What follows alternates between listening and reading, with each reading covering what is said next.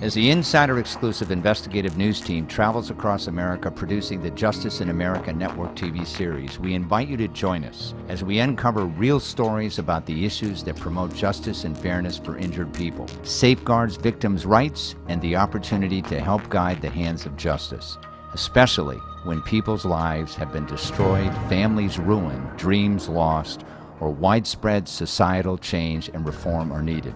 These true stories about real ordinary people, their real lives, always up close and personal, and always unfiltered stories of unimaginable pain, suffering, and great wrongs, but also of courage and faith and the dauntlessness of the human spirit.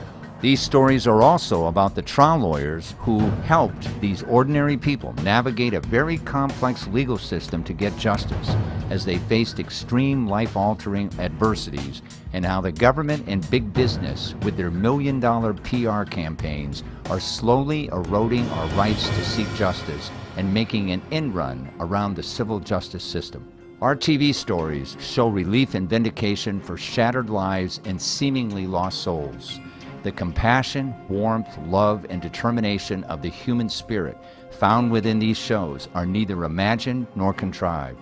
They are truly personal crusades and telling journeys of what it means to seek justice in the American courtroom. In this insider-exclusive network TV special, Justice in America, The Truths and Myths of Tort Reform, we visit with Ronald Podboy as he takes us inside today's legal system, examining lawyers' strategies, clients' thoughts, and in vivid detail showing you the often heartbreaking stories of these clients, dramatically demonstrating what motivates trial lawyers to fight for their clients' causes.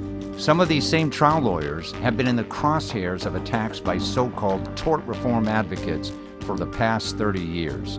These attacks are not new. Now, a lot of you have heard and read about tort reform, but really don't understand how or what it really means, or how it affects us negatively every time we walk into the courtroom. So in this special Network TV Insider exclusive documentary, Justice in America, The Truths and Myths of Tort Reform, we will show you how tort reform is making justice more and more difficult for the average American. And we're not going to do it by words or fancy language, but by inviting you along to meet our guests and their lawyers in small towns and big cities filmed across America, who've had the unfortunate bad luck to be severely injured or victimized by big businesses, the government, or law enforcement. These victims could be you or me one day, and if you are so unlucky, you will quickly find out that justice in America is a hard-won battle where very few companies and individuals do the right thing. And you need trial lawyers who wage a battle with their own financial resources to get their clients justice. But before we get started, just for the record, let's define what the heck tort reform means in simple language. Tort is a legal term describing the system of compensation used by the courts to assign remedies, awards, and damages for harm done by one party to another, be it to their person, property, or other protected interest. Tort law defines what constitutes a legal injury and establishes liability. It's the civil court's answer to criminal law. Tort reform, then, is the political term for the controversial issue of reducing tort litigation, awards, damages, and/or compensation. Now, tort reform isn't one single idea or law. Instead, it's a group of ideas and laws designed to change the way our civil justice system works. While each tort reform law is different, they all share one or more of the following goals: to make it more difficult for injured people to file a lawsuit, to make it more difficult for injured people to obtain a jury trial, and to put limits on the amount of money injured people receive in a lawsuit. Keep in mind that throughout history, our civil justice system has kept Americans safe by allowing them a fair chance to receive justice when they are injured by the negligence of others, even when it means taking on the most powerful corporations. When corporations and their CEOs act irresponsibly by cutting corners on safety, producing unsafe products, polluting our environment, or swindling their employees and shareholders, the last resort to hold them accountable is in our courts. The legal system provides justice to those injured by deliberate misconduct and deters future misconduct by holding wrongdoers accountable. Here's just a quick review of a few Justice in America Network TV show segments of these real case stories of ordinary people real lives and their trial lawyers who've helped these ordinary folks navigate a very complex legal system to get justice as they faced extreme life-altering adversities. Real cases that promote justice and fairness for injured people, safeguards victims' rights and the opportunity to help guide the hands of justice, especially when people's lives have been destroyed, families ruined, dreams lost, or widespread societal change and reform are needed, and how the government and big business are slowly eroding our rights to seek justice, making an end run around the civil justice system and calling it tort reform. For many of the nearly 50,000 9/11 first responders, the wounds of the Twin Tower attacks are far from healing. These rescue workers continue to struggle with respiratory illness, depression, and post-traumatic stress disorder, and many of them may be at increased risk for developing a number of cancers. Because they and their fellow rescue workers were picking through rubble littered with asbestos, mercury, crushed fluorescent light bulbs, and other known toxins, and they were outfitted with only their normal uniform to protect them from potential contaminants. When hundreds of victims and their families were left struggling with impending health problems and emotional instabilities after the World Trade Center attacks, the Uniformed Firefighters Association of Greater New York selected one law firm, Sullivan, Papain, Block, McGrath, and Canavo, their friends and trusted legal advisors for the past 20 years, to come to their rescue, because sometimes even first responders need to be saved.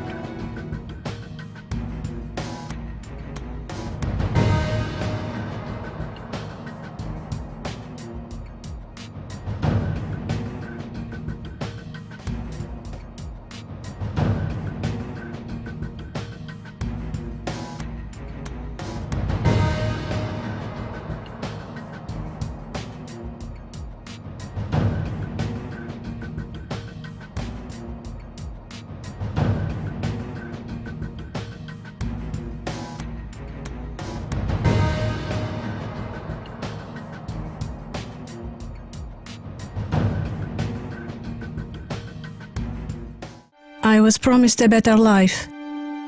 Far away from my home. I used to have a family. Now, I must pay for my family's debts. I sleep with many men every day. They make me. Kill. For a war. Work many long hours. Trapped. Beaten. Scared. Locked in the dark. With no way out. I want to go home. I want my Freedom. Freedom. Freedom.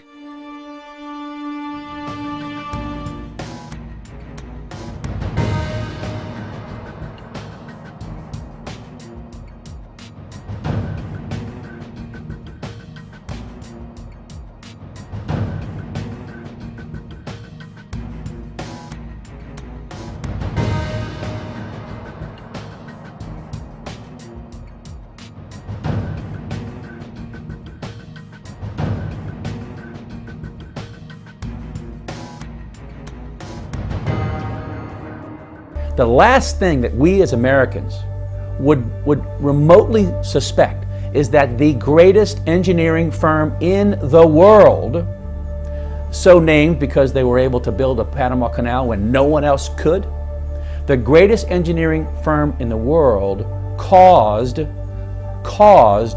the flooding of this city. Not Hurricane Katrina, the United States Army Corps of Engineers.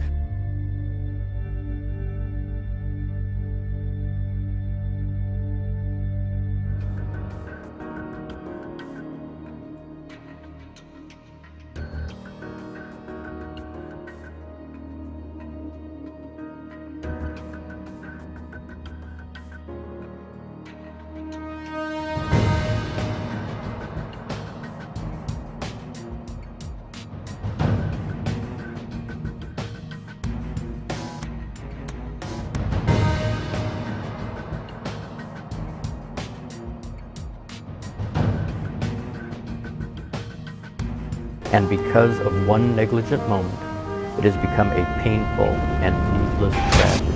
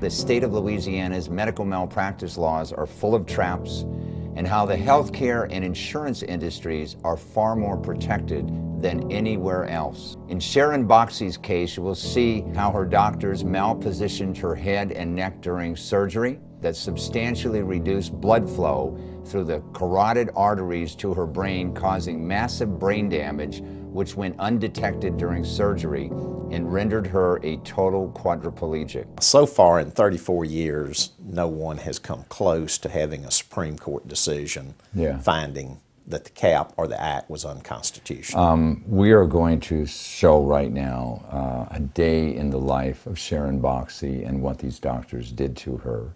And you're quite familiar with this video that we have on the screen right now. Tell us a little bit about her daily activities. Well, her daily activities are markedly reduced. Her sister and her family have been incredibly supportive, caring for her and doing the physical therapy and the other steps that are necessary to keep her alive and functioning as well as she possibly could. But basically in the course of a day, because of her limitations, she can do virtually nothing other than watch TV, talk with people who come over, maybe read a little bit. But even read, I mean, she can't turn a page. She has no movement in her hands or arms or legs. Don mentioned to me, Sharon, that one of the reasons that you have so much drive and fortitude is you want to show others that the laws in the state of Louisiana aren't the best laws in the world concerning medical malpractice cases, right? That's correct.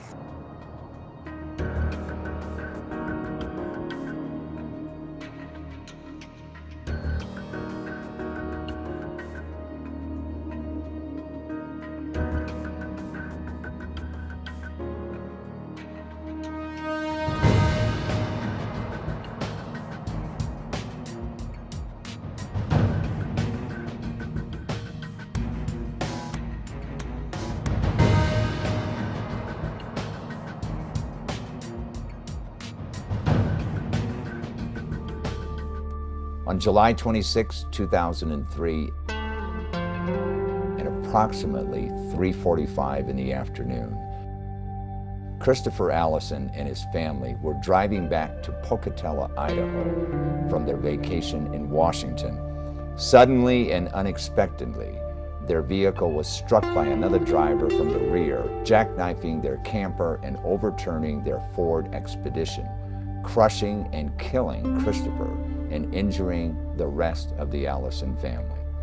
Today, the Insider Exclusive will show you how the Allisons' lawyers, Robert Krause and Emily Rankin of the Spence Law Firm took on Ford Motor Company and successfully sued them for the defective product design of the door latch and component system and other defects, and got justice for the Allison family.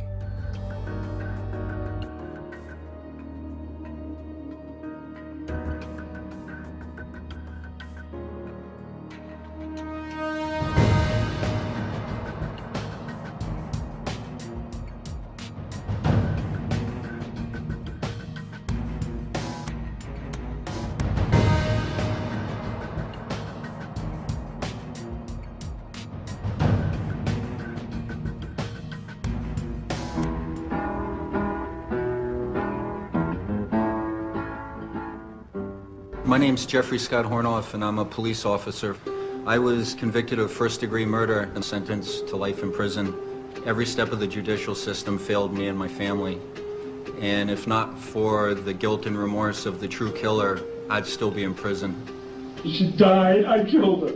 Why would you not want to ensure that California stops putting innocent people in prison? It's a very good question. I was locked up when I was 20 years old, just turned 20 years old. I'm 42 now, so I've been in a little over 22 years. It was hard for my father to explain to me. I got convicted of raping somebody, but Daddy didn't do it. So it's like, how you not do it, Daddy, if you've been in here for all these years now? Everything in life is wonderful, and then one day, somebody comes up and tells a lie on you and you end up in jail. What's different is he knows fear doesn't exist. When they told me rape, robbery, possession of instrument of crime, gun, conspiracy, all these, I'm like, oh my God, you know, just almost like 100 years in jail for something you didn't do, and I'm really scared. I was in shock because I got found guilty. I looked him right in the face, and I said, you and I both know I didn't kill anyone. And he couldn't look me in the eye. He sentenced me to all that time, and I didn't know what to expect in prison. You know, I expected be beaten, be raped. I expected to die in prison. The government has failed the exonerated. It's finally over. It's been 19 years. What now? Go home.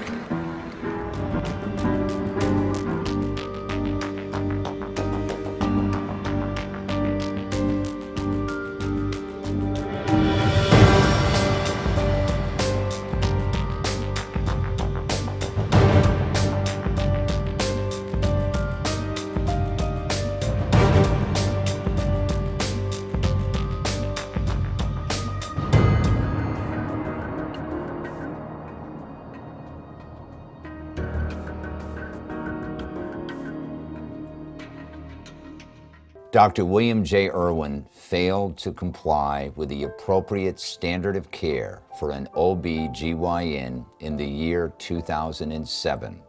And as a result, Rebecca Gatti, a newborn baby, suffered severe brain damage which is lifelong and irreversible.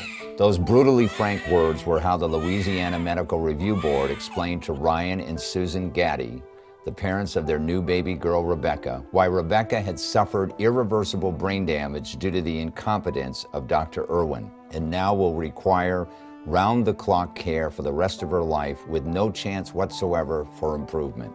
Today, the Insider Exclusive will take you behind the headlines of this real-life couple, Ryan and Susan Gatti, who entrusted their child's health and welfare to this grossly incompetent doctor.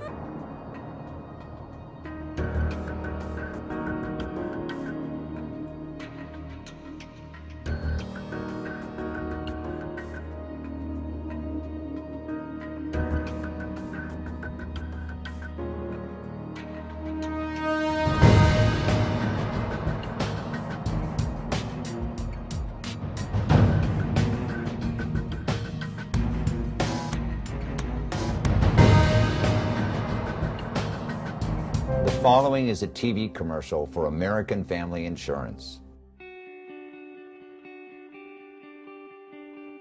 Since the dawn of time, people have needed people. The personal connection, the shoulder to lean on. That is our role. To deliver more than just a policy on a piece of paper. To deliver peace of mind. Because we are family. American family.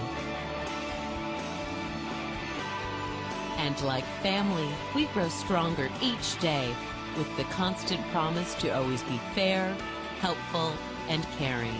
Doing whatever we can to make things easier. Striving to keep our promises. This is what we do for our clients. We get to know them like family. Because that's who we are. American Family Insurance. But today, the Insider Exclusive presents a true, really tragic story, one that American Family Insurance doesn't want you to know. One hot Missouri summer day, Galen Ritchie's sister, Brenda, called her insurance company, American Family, and her agent, Catherine Phillip Leitz, telling her that a 1,400-pound tree limb, nearly half the tree, had fallen on Brenda's house. She called 3 times that week, and on 3 separate occasions, American Family refused to pay to have this 1,400-pound limb removed.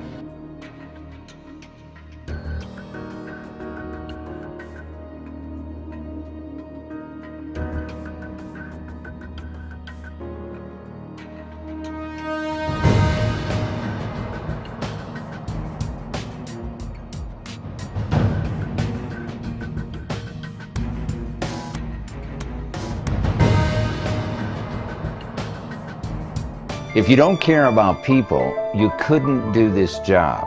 Sounds real good, doesn't it? Only problem is, Anthem Blue Cross really doesn't mean what they say.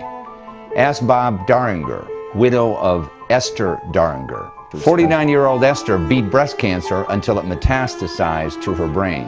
Ohio State University physician Dr. Herbert Newton, her physician, had successfully treated cancer like Esther's through intra-arterial chemotherapy. Her husband's health insurer, Anthem Blue Cross, paid for 3 of the 12 scheduled treatments. Bob and Esther first learned that the 4th treatment was being denied the day before it was given. The insurance company had approved the first 3 of the 12 treatments, but then refused further payment, declaring the procedure experimental.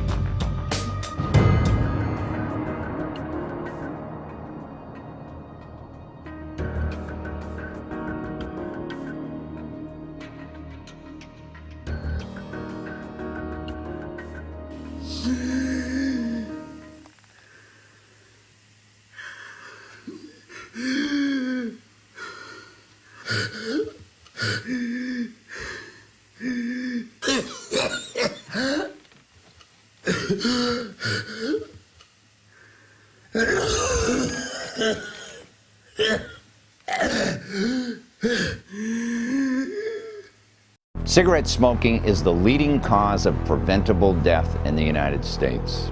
It causes serious illness among an estimated 8.6 million persons. It costs $167 billion in annual health-related losses, and it kills approximately 438,000 people each year. Worldwide, smoking kills nearly 5 million people annually.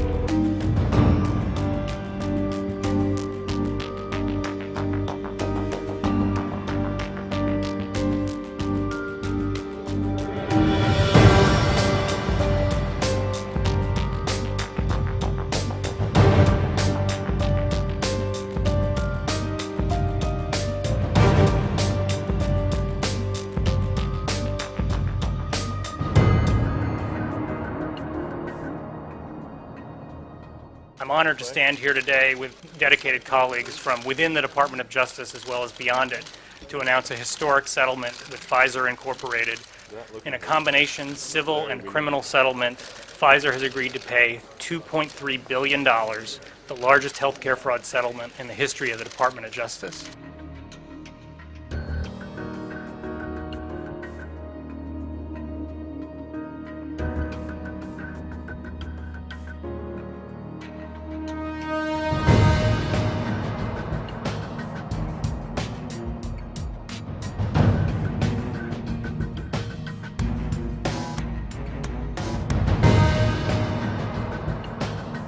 You now know that exposure to asbestos products caused this. Yes. Not only in the Navy, but also working as a custodian at the school. Yes. You're on national TV now. What do you have to say to the manufacturers that created these products?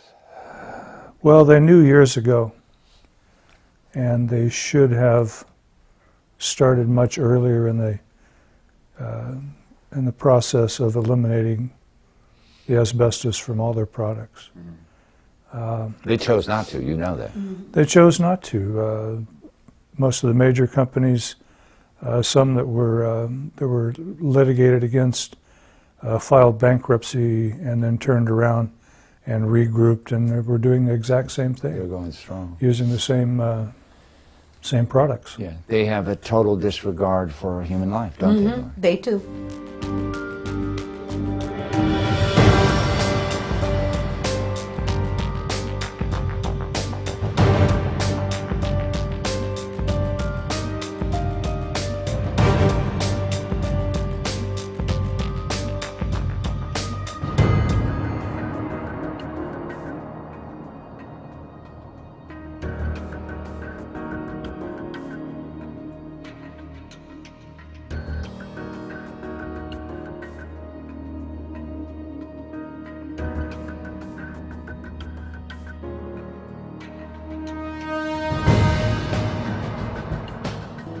I like being a correctional officer, and I chose that field because I wanted to make a positive impact on inmates. I view my prognosis as good. I keep responding to treatment, and I was just talking to my sister yesterday because there's times where you get down and you think, oh, you know, you just want to give up.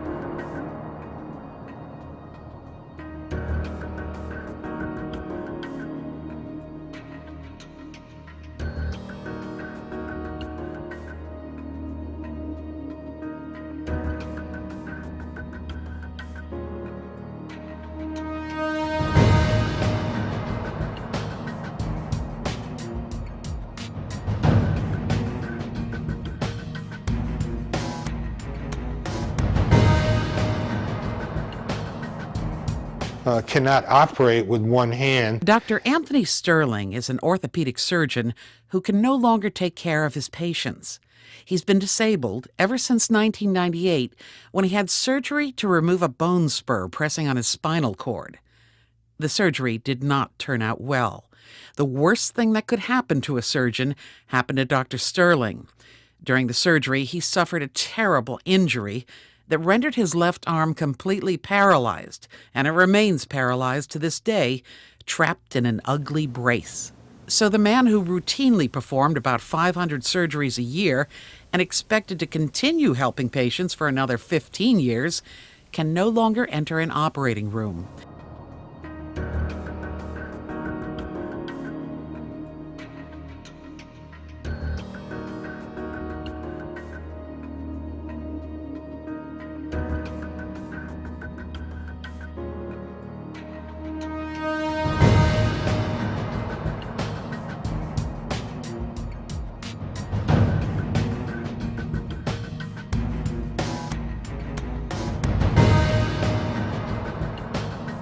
Across the U.S., people are rising up against fracking for natural gas. A deadly threat to our homes and our lives is looming on the horizon. It is a new technique of gas oil extraction. It is known by various names. For example,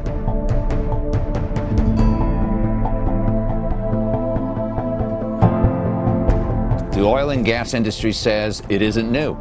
The industry says it's safe. But the industry is lying. The vertical gas wells are a completely different technology. The new technique of deep horizontal fracking destroys drinking water supplies, pollutes our air and our environments, and will continue to do so for possibly hundreds of years as the well casings inevitably fail and disposal sites inevitably leak. In this insider-exclusive investigative TV series new documentary, Fracking, Dangerous Contamination, Bob and Lisa Parr's story, our news team found that in any area where fracking operations have happened, the local people have been outraged by the catastrophic damage to land, water supplies, air quality, animal and human health. Local economies have been destroyed, property values have fallen drastically, up to 90%. And one of those areas is in Wise County, Texas, where the Barnett Shale is located. This is where we begin our story with Bob and Lisa Parr at their ranch and with their lawyer, Brad Gildy of the Gildy Law Firm.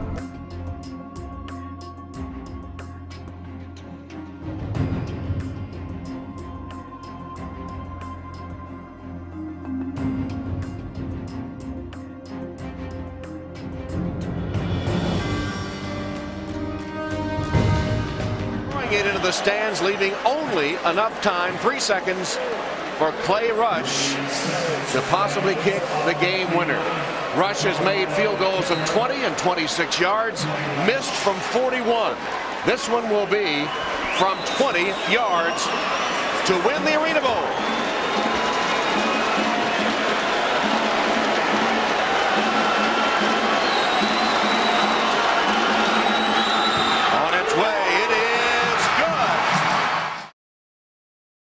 When I think about football when I was playing, I like the challenges that it present itself. You had to be physically fit, you had to be mentally fit.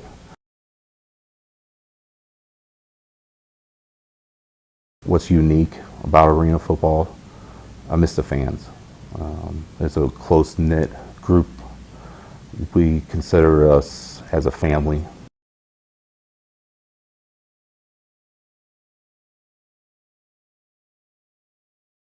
I've had over 30 procedures done with the head and neck.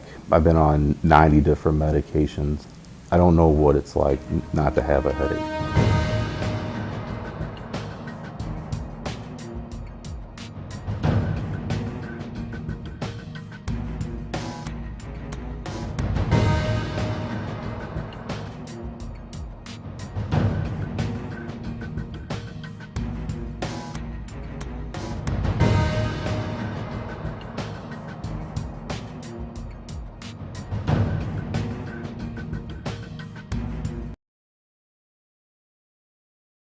Another question. You were here in July, and you said that you were you commended Dodd-Frank for providing a blueprint to get rid of too big to fail. We've now understood this problem for nearly 5 years. So when are we going to get rid of too big to fail? Well, some of the, as we've been discussing, some of these rules take time to develop. The Orderly Liquidation Authority, I think we made a lot of progress on that. We've got the living wills. I think we're moving in the right direction. If additional steps are needed, then Congress obviously can discuss those, but we do have a plan, and I think it's moving in the right direction. Any idea about when we're going to arrive in the right direction? It's going to take, it's not a 0-1 kind of thing. It's over time. The concern that you have raised is one that I frankly share. And I'm not talking about HSBC now, because that maybe that not be appropriate. But I am concerned that the size of some of these institutions becomes so large that it does become difficult for us to prosecute them when we are hit with indications that if you do prosecute, if you do bring a criminal charge, it will have a negative impact on the national economy, perhaps even the world economy. And I think that is a function of the fact that some of these institutions have become too large. Tell me a little bit about the last few times you've taken the biggest financial institutions on Wall Street all the way to a trial. Anybody? I appreciate that you say you don't have to bring them to trial. My question is, when did you bring them to trial? we have not had to do it as a practical matter to achieve our supervisory goals. Can you identify when you last took the Wall Street banks to trial? I will have to get back to you with the specific information.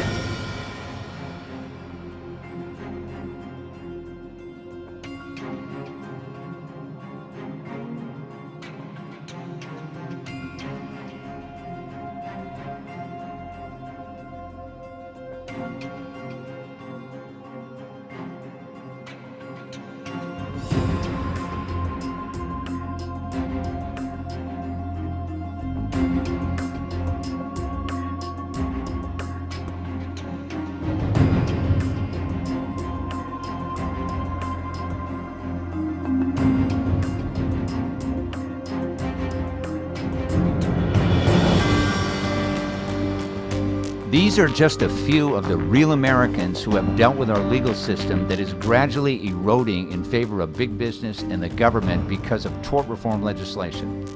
And this is why we all need to protect a legal system that is designed to protect us, and not one that protects corporate business or the government over the common everyday American. Ron Podboy, our featured lawyer, has earned the highest respect from citizens and lawyers alike as one of the best trial lawyers in Colorado. His goals not only to get justice for his clients, but to make sure that everyone is treated with equal respect and dignity as guaranteed under the Constitution of the United States.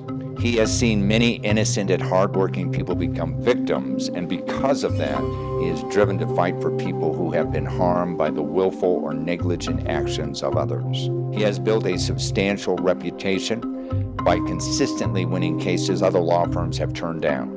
His amazing courtroom skills and headline-grabbing success rate continue to provide his clients with the results they need and the results they deserve. This is the Insider Exclusive, live from Denver, Colorado.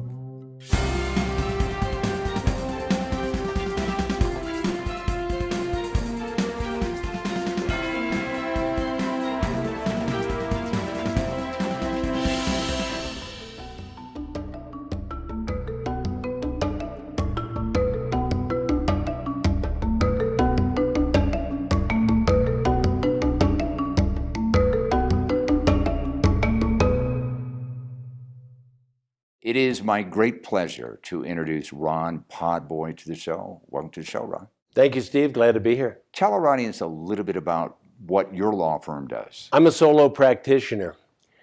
In criminal cases, which are most of my practice, I handle everything myself except for the Director of Client Communications, Bridget Podboy, who helps me in the courtroom. Now, on civil cases, I often coordinate with other lawyers.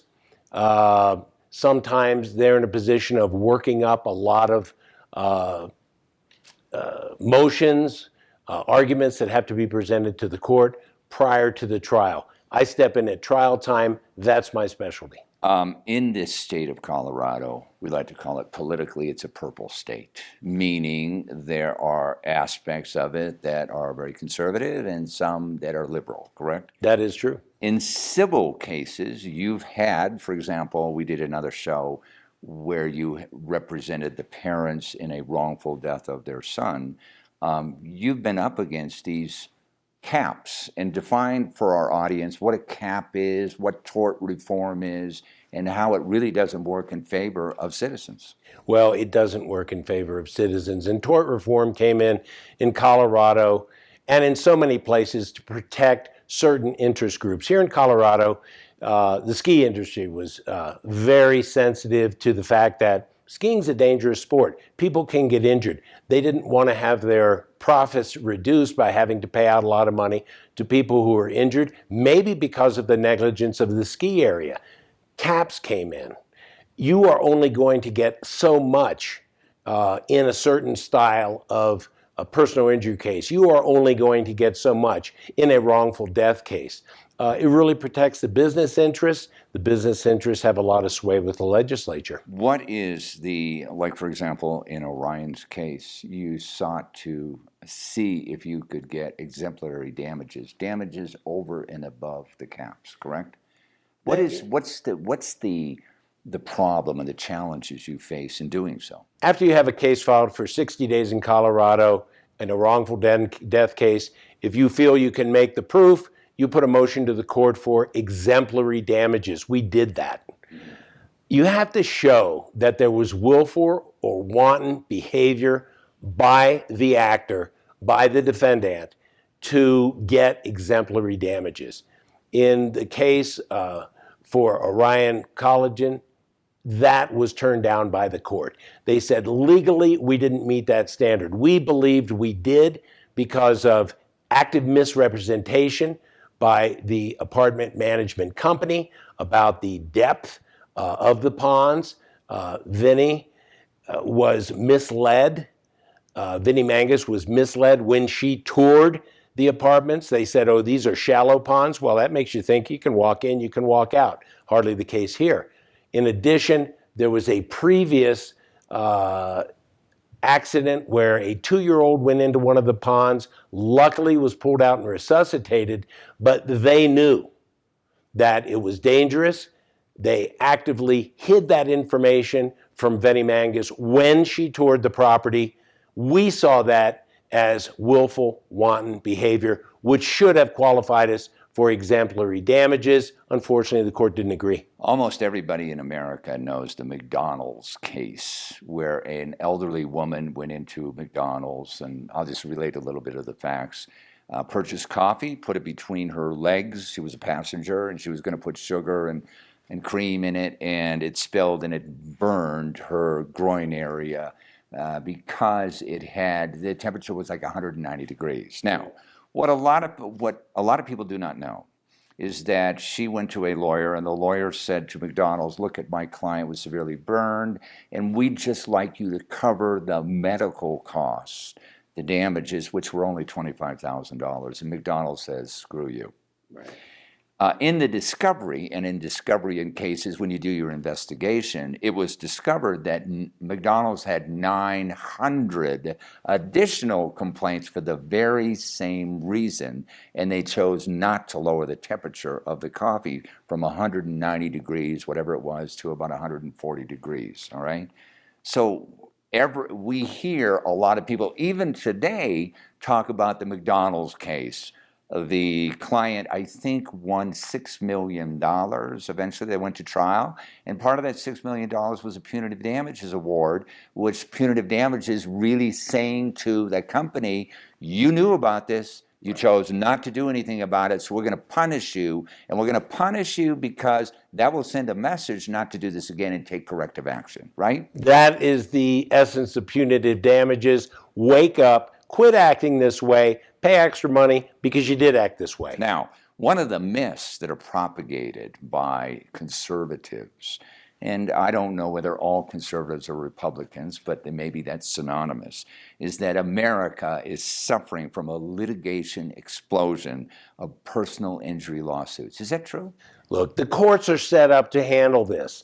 There are protections for defendants who are improperly have a case improperly brought against them. There have to, for instance, in med mal cases, you have to get a certification, a medical certification from someone who's qualified to do that to say, yes, this case should move forward. So when people criticize trial lawyers and say, well, you just bring too many cases, look, that's what courts are there for. If the case is no good, it's going to get thrown out. But if the case has legs, has merit, has validity, it's going to go somewhere, and it should. Right. One of the most erroneous myths that I've ever heard is that lawyers file frivolous lawsuits. And what happens when a lawyer files a frivolous a lawsuit that's worthless? What happens?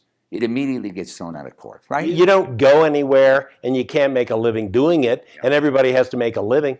And eventually, that lawyer, if he continues that kind of conduct, what happens to him? Well, you can be sanctioned for it, certainly. Maybe even lose your license, right? It's possible. So it's very self-defeating to file frivolous lawsuits. That's really a specious argument that lawyers go around filing frivolous lawsuits. Why would anybody do that? Now, let's talk about another check and balance in the justice system. There have been some verdicts that are astronomical, hundreds of millions of dollars, sending a message to a corporation like Johnson & Johnson's recent verdicts, and they are in the hundreds of millions of dollars. But the check and balance is this. A corporation who loses an award, loses a verdict like that, will appeal it, and it will go to an appellate court. Now let's talk about appellate judges. Let's talk about, even in this state, let's talk about state Supreme Court judges. They're not as easily influenced as jurors, are they? No, and very often you see situations where really large verdicts are reduced. And, the appeals court or Supreme Court above them, except in New York, which turns the names around, they're going to say, look, this isn't really fair with respect to the company. Here were the facts of the case. They may be egregious, but they're not egregious for $400 million. They may be egregious for $80 million. I've seen in the state of Texas, which is a very red state, a petroleum engineer, female, got ripped off in her so-called treasure map in an area that really had a lot of oil and gas. She couldn't develop that, so she went to a big company, I think it was Southwest Energy, and said, you sign a protective agreement here that you can't steal this stuff, right? And I'd like to go into partnership with you. 30 days after that, they returned her so-called treasure map and said, we're not interested. And they went to another company, developed the whole area, made $400 million. So bottom line is she won $40 million at the trial level. In the state of Texas, many of the judges, or all around the country, are appointed by either a governor or the current president or whatever, and they're more conservative. In the appellate court, it was reduced to 11 million, 40 million to 11 million. And then at the state Supreme Court, it was totally overturned. So when I think about justice, and checks and balances and people complaining about runaway verdicts, there are checks and balances in place right now to prevent outrageous verdicts, right? That's true. And you bring up Texas. Texas, by the way, is not as red as I think you're drawing it. Texas, in more recent polling, the Democrats are making it look much more like a purple state. Things are getting fairly close in Texas. But something about the judiciary in Texas, judges run down there. Judges take contributions from attorneys to fund their campaigns to run. So it can have a little bit of a different cast, and each state is different. In New Mexico, for instance, a judge is appointed. That judge has to run one more time in order to retain a seat on the bench. There are appointments here in Colorado, and every state has its own schema. Not every state has caps. Not every state has tort reform. Even from the state where I'm from, the very liberal blue state, we have caps in medical malpractice cases. And I'll tell you the problem with these caps. 1975, a Democratic governor by the name of Jerry Brown signed into law a law called MICRA. And it limited in 1975, which is 45 years ago, it limited the amount of money you could recover in non-economic damages. And for our audience, non-economic damages is pain and suffering. There is another type of damage which is called economic damages, when you no longer can do the work that you used to be able to do. Lost wages, etc. But because of this cap, which is still in place today and still at the $250,000 level, there are seniors who don't have economic value. They're not working. They don't have a source of income, other than Social Security, that are unable, this is the bad negative aspect of this, or are unable to retain a lawyer because lawyers can't take these cases. We've talked before, a lawyer runs his own business. He has to look at how am I going to win the case for the client and how am I going to stay in business? Because in the state of California, for example, if the most that you can get is $250,000 in pain and suffering, the lawyer with his fee is going to just break even after a 2-year period of time. And they're tough cases. But let's face it, the doctors are one of the most powerful unions. Doctors are one of the most powerful lobbies. So that's why you see this style of cap in so many states with respect to medical malpractice. Now, the big funder in retaining these caps is the insurance industry. And the insurance industry has gone on and claimed time and time again, it is because we have these caps, we can lower your premiums. My question to you, have those premiums been lowered? Well, I don't see it. Tell our audience why they should educate themselves to finding out what the limitations of recovery are. Where do they get this information? Well, you're going to get this information primarily out of necessity. When you have an issue, you're going to go to a lawyer, you're going to say, can I sue? If I do sue in a civil case, money is all that is put to resolve a civil case. We don't take people out, put them in stocks in front of the courthouse anymore. You pay over dollars. So a question is going to be, what do you think this case is worth? Either in the personal injury arena, wrongful death, and you have to, med mal, you have to look at the caps in each situation. And like you say, if there's a situation where there are no significant medical damages, or rather, I meant to say economic damages because of the age of the individual, maybe they're not working, this makes it very tough to get justice, even when you have been severely wronged by a doctor in a med mal situation. Who wants the case? There's no money in it hardly for anybody, and believe me, med mal cases are hard to prosecute. They take a long time. There's a lot of work. A lot of times people will say at the beginning of a case, oh, this case is easy, I just know it. The answer to that is no, you don't know it. You don't know what you're asking somebody to do when you're asking somebody to take on your case. You're asking for multi-year commitment to you and your case and fighting for you. Ron, where can our audience find out more information about some of the restrictions that they're totally unaware of that prevent them from getting justice? Well, as a general matter, I guess you could Google it, but people are usually going to find out, as I mentioned, when they have an issue, when they have a case, then they talk to a lawyer who's educated in the area.